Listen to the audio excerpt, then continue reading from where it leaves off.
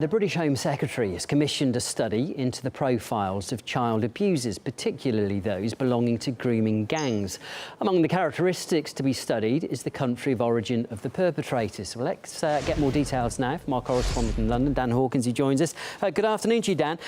Just go through them. What actually prompted this study? What's behind it? Well, it's certainly a topic that's attracted huge emotion, controversy and debate in the UK over the last few years. Multiple child grooming scandals across the country, from Rotherham and Rochdale to Bristol and Halifax. It seemed like every year or couple of years there was a new case of outrage in the media and public discourse. There have been previous investigations, it has to be said, on a local level. Local authorities, the Home Office indeed launching an investigation into failings as to why these children were failed by police, by social services. This is the first time, though, many would argue, a government in office, a Home Secretary in office, has ordered an investigation that focuses on the importance of thoroughly investigating all characteristics, all aspects of the victims and the perpetrators involved, including racial background and ethnicity. My officials have been working with investigating officers in relevant cases to establish the particular characteristics and contexts associated with this type of offending. We are looking at what this dataset can tell us about characteristics of offenders, victims and the wider context of abuse, all of which have a critical bearing on the effective targeting of prevention activity.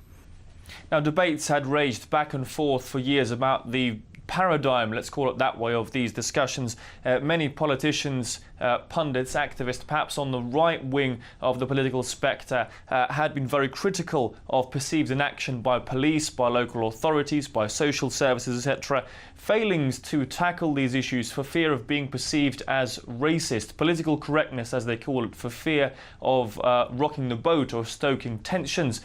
Some of them have also been in the mainstream of politics, though. I think there was a culture of not wanting to rock the multicultural community boat, if I may put it like that.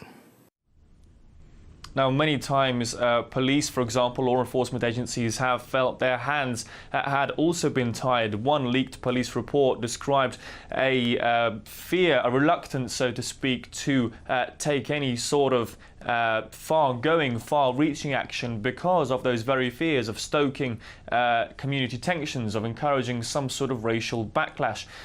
More recently, Labour MP Sarah Champion, in her article in The Sun, also faced a backlash, indeed having to have police protection, increased security measures because of those views she expressed.